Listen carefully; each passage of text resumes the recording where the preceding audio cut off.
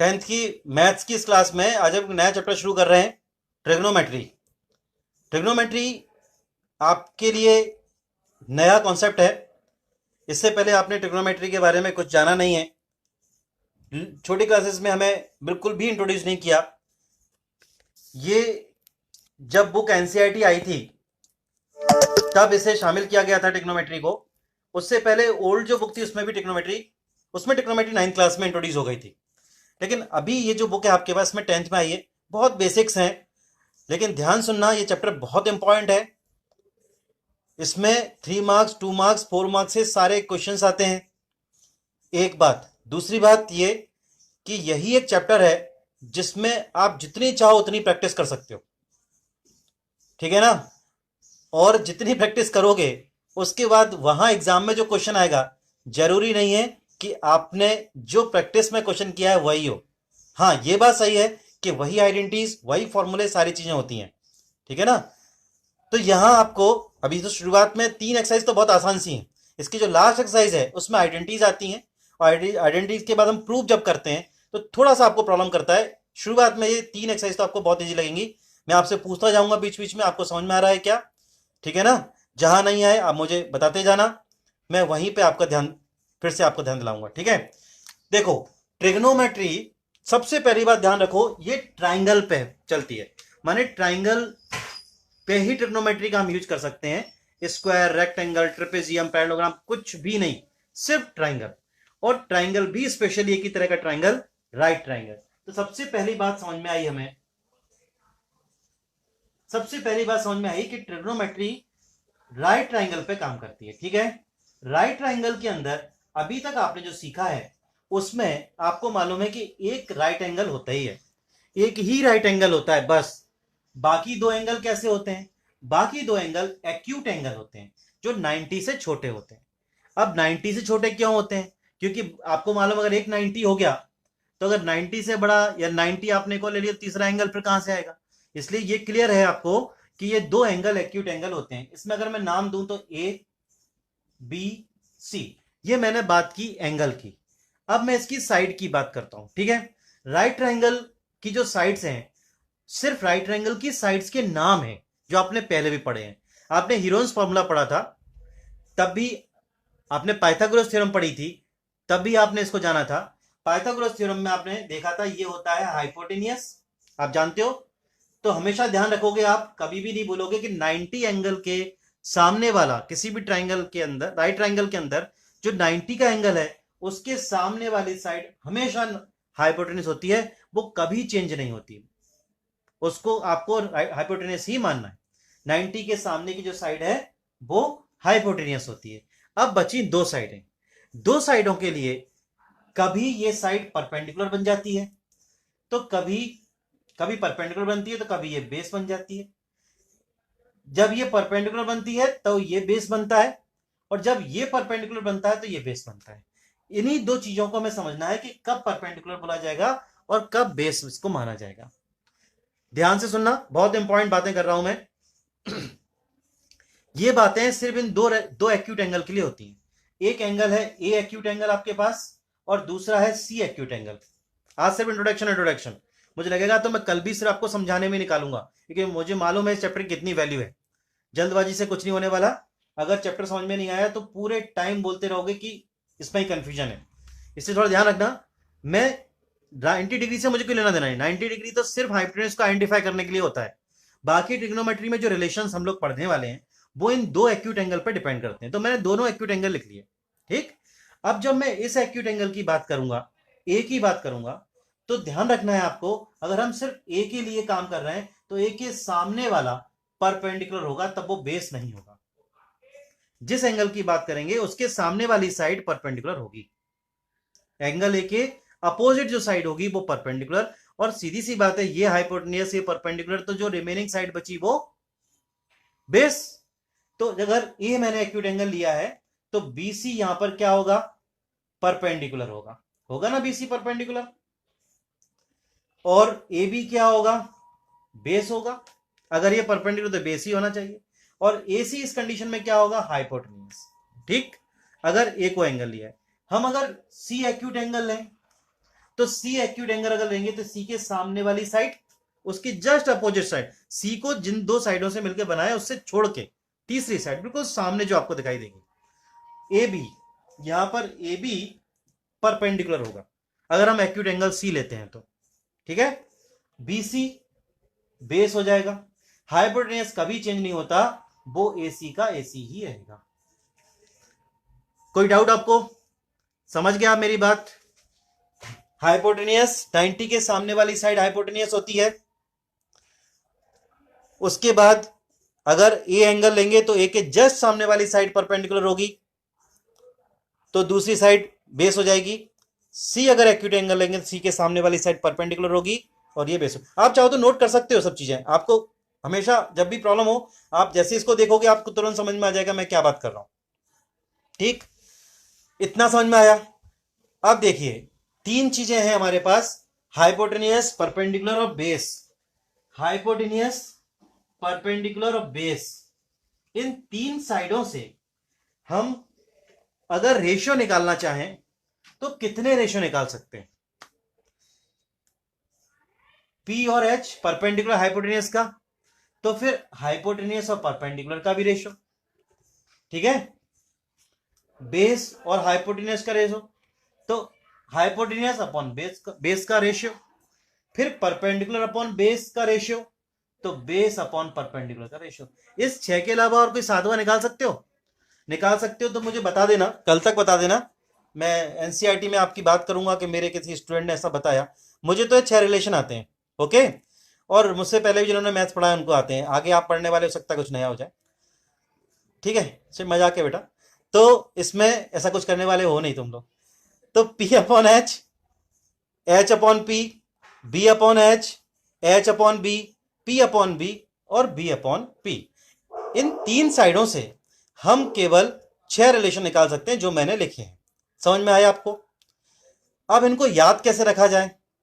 तो याद रखने के लिए इनको नाम दिया गया, इसको बोला गया साइन थीटा। बचपन से सुनते हो गए, जब बड़ी छोटी क्लास में हो गए, बड़े क्लास के बच्चे 10th क्लास के जब साइन थीटा कॉस थीटा करते हो सोचते हो क्या पढ़ते रहते, ठीक है। आज आपको समझ में आया क्या होता है। तो ये साइन थीटा होता है, इसका जो अपोजिट रिलेशन होता है जस्ट रेसिप्रोकल में, वो होता है कॉसेक थीटा।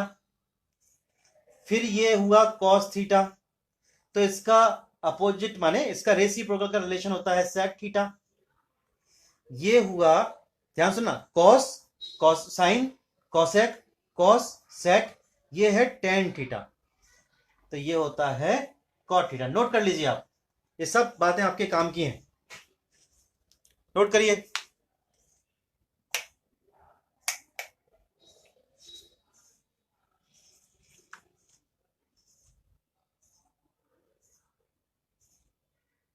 दिखाई दे रहा है ना आपको ठीक से? समझ में आ रहा है सबको? एक बार बताओ जरा, सबको समझ में आ रहा है? इतनी बातें समझ में आई तो फिर मैं आगे बढ़ाऊं बात।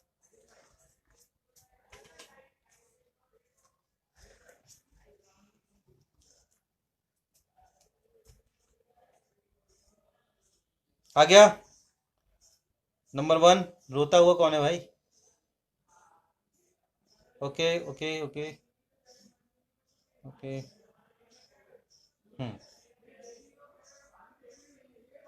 Very good, good good. चलिए, समझ में आ रहा है आपको, है ना? कोई डाउट तो पूछ सकते हो, वेरी इजी, ओके। तो अब आगे बढ़ते हैं, एक्सरसाइज पे आते हैं। अगर आप ये समझ गए हो तो मैं डायरेक्टली आपको एक्सरसाइज पे लेके आता हूं, कहीं कुछ मुझे और लगेगा तो मैं आपको समझाता जाऊंगा। पहली एक्सरसाइज के लिए इतना ही समझना काफी है, इस पर पहले एक्सरसाइज हो जाएगी, फिर दूसरी के लिए नई चीजें बताऊंगा, फिर ऐसे आगे हम बढ़ते जाएंगे। तो चैप्टर बुक ओपन करो, 8th चैप्टर है, 8th चैप्टर की हम लोग फर्स्ट एक्सरसाइज कर रहे हैं। मैं आपको पहला क्वेश्चन करा रहा हूं, एक्सरसाइज 8.1। आप पहले समझ लेना, मैं आपको नोट करने का टाइम दूंगा क्योंकि पहला क्वेश्चन है, अगर आप समझ जाओगे तो आगे क्वेश्चंस आपको बहुत आसान लगेंगे, फिर वेरी इजी लगेंगे, ठीक है ना। एबीसी एक राइट ट्राइंगल है जिसका राइट एंगल बी है, ये मैंने फिगर बनाया।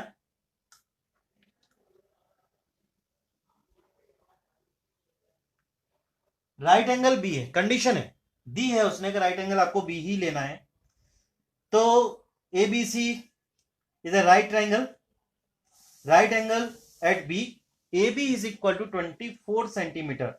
अब ए और सी के बारे में कोई कंडीशन नहीं है, कहीं भी मान लो, ऊपर ए मान लो नीचे सी, कैसे भी कोई फर्क नहीं पड़ता, आंसर सेम आएगा। ए बी की वैल्यू उसने बोली 24, बीसी की वैल्यू उसने बोला 7 सेंटीमीटर। आपको डिटरमाइन करना है, फाइंड करना है, क्या फाइंड करना है, एक तो आपको साइन ए निकालना है, फिर आपको कॉस ए निकालना है, फिर साइन सी निकालना है, दूसरे पार्ट में साइन सी और कॉस सी। अब मैं आपको पूरा क्वेश्चन समझाता हूं, आप नोट मत करना, समझना सिर्फ, ठीक, ध्यान से बिल्कुल देखो। साइन, अभी हमने बात की थी कि साइन थीटा क्या होता है, साइन थीटा आपने देखा था पी अपॉन एच होता है, ठीक, साइन थीटा, थीटा माने कोई एंगल, एंगल का वेरिएबल। अब यहां दे दिया साइन ए, तो हमने देखा कि ये ए इस एंगल की बात कर रहा है, इस एंगल की बात करें तो आइडेंटिफाई हो गया इसके सामने वाला परपेंडिकुलर है, ये बताया था ना मैंने, जिस एंगल की वो बात करेगा उसके सामने वाला एंगल, उससे सामने वाली साइड परपेंडिकुलर, तो बेस क्या हो गया, ये बेस हो गया, क्लियर है बात। बट इसमें मुझे परपेंडिकुलर के साथ हाइपोटेनियस भी चाहिए, तो मैं सबसे पहले जब क्वेश्चन शुरू करूंगा तो यहीं से स्टार्ट करता हूं जो हमने पहले पढ़ा है। In right triangle, in right triangle A B C, angle B is equal to 90 degree.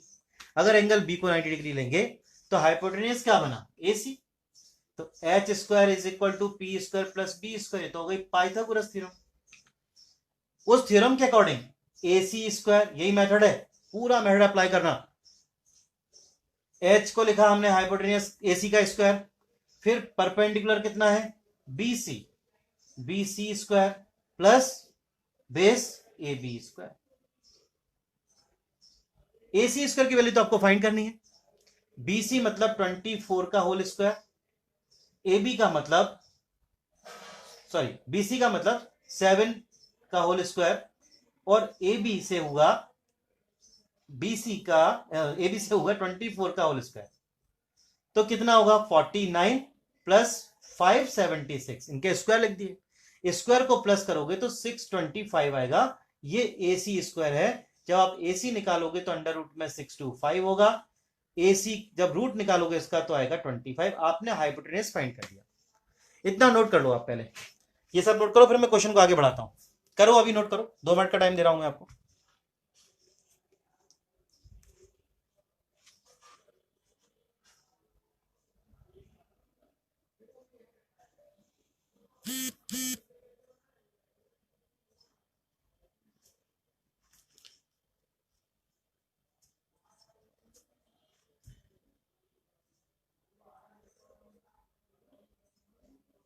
हो गया, हो जाएगा तो आप डन कर दिया करो उसको।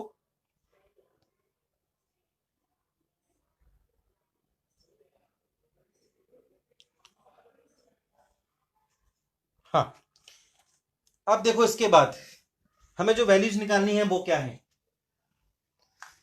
जो वैल्यूज निकालनी है उसमें सबसे पहले आएगा फर्स्ट पार्ट, और फर्स्ट पार्ट में साइन ए, साइन ए परपेंडिकुलर अपॉन हाइपोटेनियस, ये रिलेशन है, एंगल ले लिया ए तो परपेंडिकुलर क्या बन गया बीसी, और हाइपोटेनियस क्या है उसका एसी।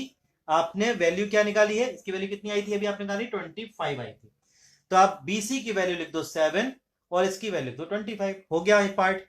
दूसरी बात, इसी फर्स्ट पार्ट में कॉस ए बी निकालना है, कॉस ए कोई सोचना नहीं है, एंगल ये हो गया है तो परपेंडिकुलर बेस हाइपोटेनस आपने आइडेंटिफाई कर ही लिए।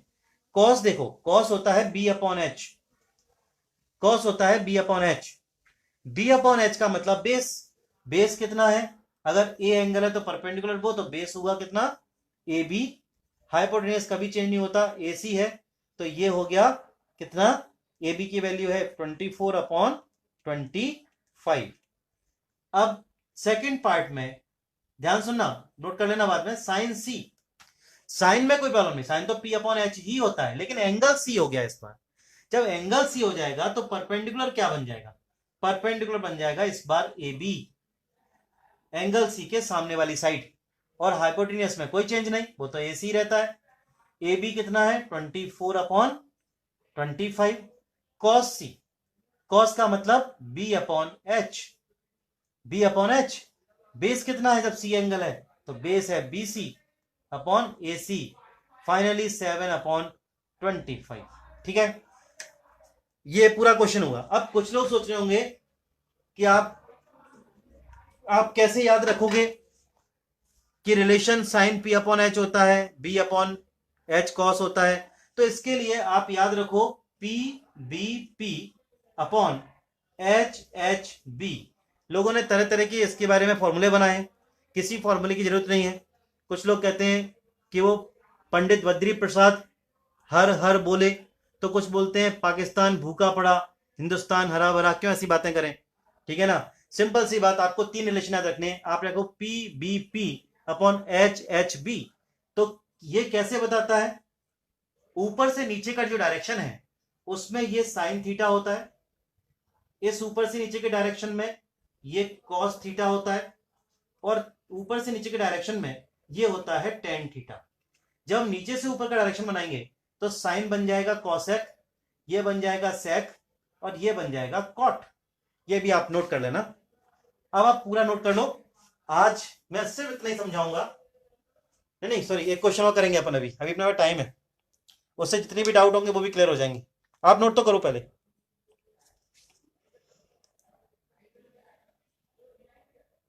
ये फर्स्ट क्वेश्चन है।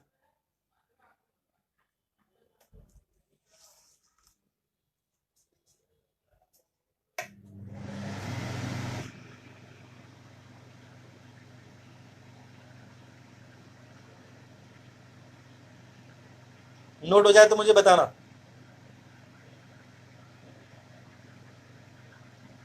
क्या करता रहता है उत्कर्ष?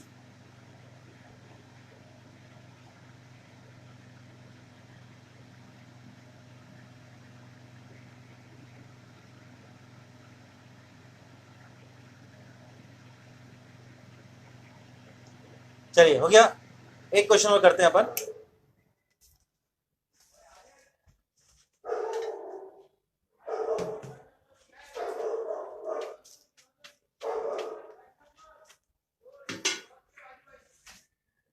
देखिए जो सेकंड क्वेश्चन है उसमें लिखा है, फिगर दिया हुआ है, आप फिगर बना लो पहले, जैसा बुक में दिया है वैसे ही बनाओ। ये राइट ट्रायंगल बनाया है उसने। क्वेश्चन नंबर सेकंड कर रहा हूं। 12 सेंटीमीटर दिया है, ये दिया है 13 सेंटीमीटर। QRP ये पॉइंट्स दिए हुए हैं। आपको पूछा है फाइंड, क्या फाइंड करना है, 10P minus cot R। 10P और कॉट R की वैल्यू निकाल के उनको सब्ट्रैक्ट करना है। ठीक, देखो 10 का मतलब P/B, कॉट का मतलब B/P, ये रिलेशन है। इस क्वेश्चन में ये 90 डिग्री का एंगल है, तो हमें हाइपोटेनियस पता है। P एंगल के लिए ये परपेंडिकुलर नहीं मालूम लेकिन बेस पता है, R एंगल के लिए परपेंडिकुलर पता है लेकिन बेस नहीं मालूम। तो ये हमारे लिए QR अभी अननोन है। सबसे पहले हम यही निकालते हैं क्योंकि इसकी जरूरत पड़ेगी। B और P तो यही है, यही रिलेशन में चेंज होते रहेंगे। ठीक है ना, तो हम सॉल्यूशन में सबसे पहले क्या करेंगे, इन राइट ट्राइंगल जो रिक्वायर्ड है उसकी वैल्यू सबसे पहले, in right triangle PQR angle Q is equal to 90 degree. Angle Q हमने 90 डिग्री का निकाला। जब Q 90 डिग्री का है तो हाइपोटेन्यूज क्या बन गया, PR बन गया। तो H square is equal to P square plus R, P square plus B square by hypotenuse theorem. तो ये हाइपोटेन्यूज प्रॉपर्टी जो भी है, हाइपोटेन्यूज रिलेशन, ठीक है, उससे क्या होगा, H स्क्वायर है 13, theorem sorry hypotenuse theorem, hypotenuse theorem नहीं, पाइथागोरस थ्योरम, क्या है पाइथागोरस थ्योरम। ओके चलिए, हाइपोटेन्यूज मतलब 13 का square is equal to perpendicular, perpendicular का मतलब परपेंडिकुलर कितना है इसमें, देखो जब हम राइट ट्रायंगल की बात कर रहे हैं तब हम इनको आइडेंटिफाई नहीं करेंगे कौन सा परपेंडिकुलर है कौन सा बेस। ये तब आइडेंटिफाई होते हैं जब हम साइन कॉस टेन के रिलेशन निकालते हैं और उसके साथ में ये एंगल यहां दिए हों कि पी एंगल के लिए, आर एंगल के लिए। हाइपोटेन्यूज पाइथागोरस थ्योरम में तो आपको सिर्फ एच, पी और बी से बात करनी है, ठीक है ना। तो ये हाइपोटेन्यूज होगा कितना, 90 के सामने वाला, बाकी रिमेनिंग टू साइड्स में 12 का स्क्वायर प्लस क्यू आर का होल स्क्वायर। ये होता है 169, ये होता है 144 और ये होता है क्यू आर का होल स्क्वायर। 169 13 का स्क्वायर होता है 169 minus 144 is equal to Q R square. 25 is equal to Q R square, therefore Q R is equal to √25। So Q R is equal to 5। और क्यू आर क्या है, यही required थी हमारे लिए क्यू आर। ठीक है, आप नोट करो, फिर मैं क्वेश्चन को आगे बढ़ाता हूं। करिए, नोट करिए यहां तक। क्या नहीं हुआ अंश, क्या नहीं हुआ बेटा? नोट नहीं हुआ था क्वेश्चन तो वीडियो में देख लेना तू, है ना, मैं डाल दूंगा यूट्यूब पे भी देख लेना। क्या नहीं हुआ, क्या बोलना क्या चाहता है नहीं हुआ?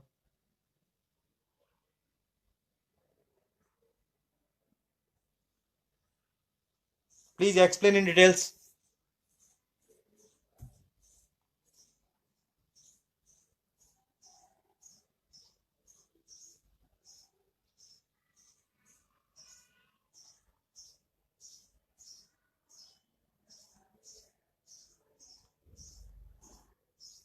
अभी नोट करो।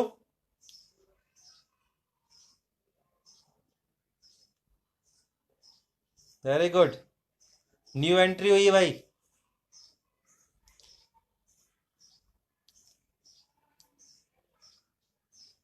रेगुलर रहो, अच्छा लगेगा।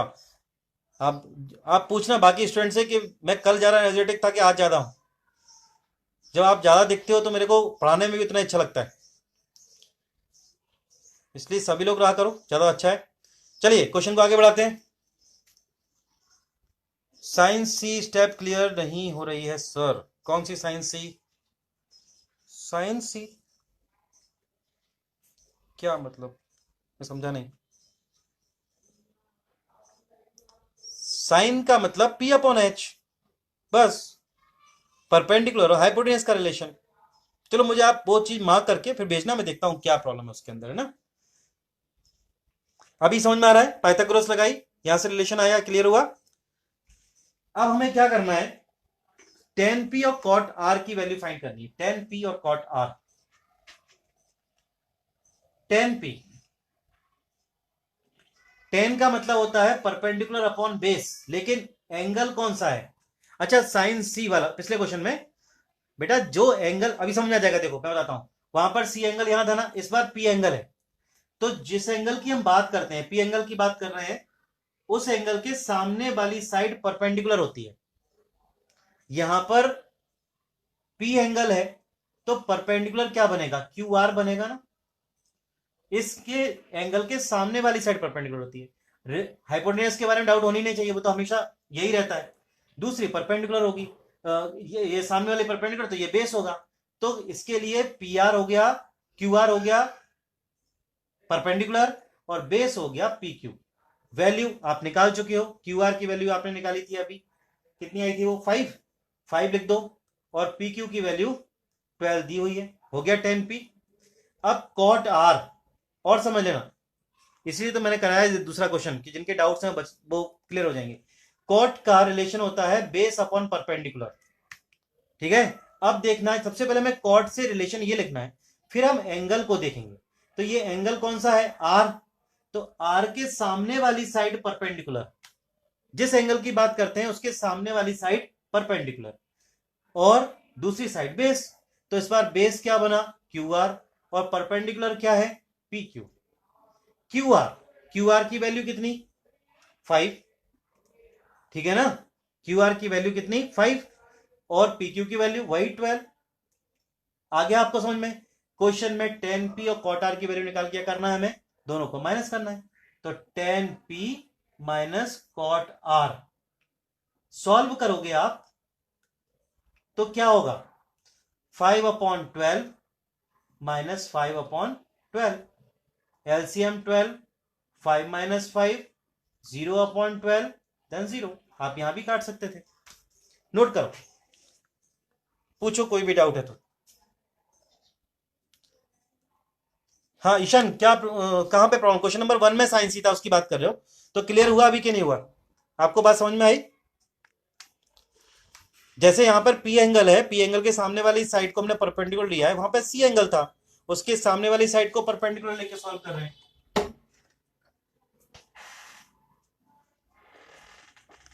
हो गया? हाँ,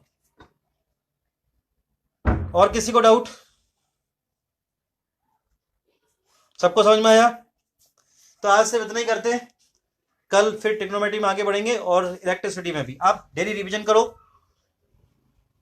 और खूब प्रैक्टिस करो, क्योंकि जो पढ़ रहे हैं उन्हीं का रिजल्ट अच्छा होगा।